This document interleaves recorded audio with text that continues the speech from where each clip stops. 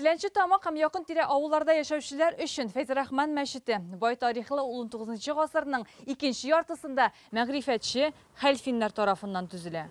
Революциядан соң аны мәктәп буларак кулланганнар. 2000 елларда биредә яшәүче Рөстәм Закиров мәчетне төзекләндерелгән. Шуннан соң биредә капиталь ремонт эшләре башкарылмый. Мөдәррис Лотфуллин һәм Рафис Нуриев узган гасырның 50 елларында мәчет бинасында белем алган. Мәктәп шунда урнашкан була. Шуңа ул алар өчен бик кадерле.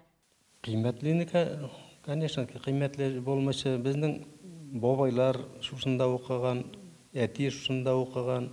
59 елда башладык инде. 8 яшь толгач, 1 классларны. Минем хәзер ногымда дигән аныкларым шушында, улым шушында. Булышып йөри, менә хәзер дә ремонтта булышып йөри. Мин үзем инде олы кеше, шушында укып, шушында үстәгәндә. 90-нчы еллар ахырында мәчет менә шушындый хәрабә хәленә калган булган.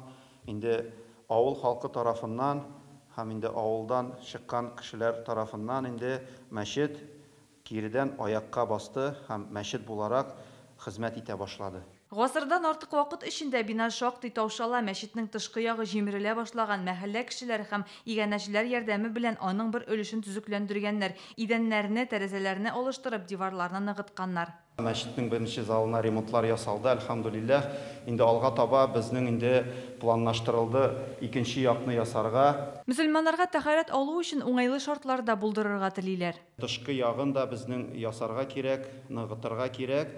Чөнки тышкы яг инде җимерелеп килә. Аны инде без үз көчебез белән генә башкара алмыйбыз. Шуңа күрә дә инде битараф булмаган кешеләргә, көчләре хәле булган кешеләргә инде мөрәҗәгать итәсем килә. Бу мәчеттә ярдәмче кешеләр арасында берсе булам инде. Бу мәчетне ремонт эшләрен башкаруда бик күп кеше ярдәм итте. Шулар арасында кайтып йөрүче кешеләр дә бар, авыл мәхәлләсе кешеләре дә бар.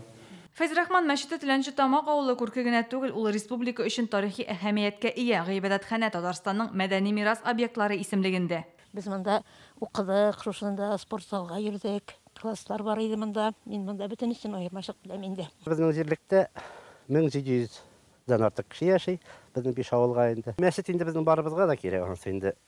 Мәчет бит ул мәктәп кенә түгел, тәрбияне мәчет тә бирә безнең.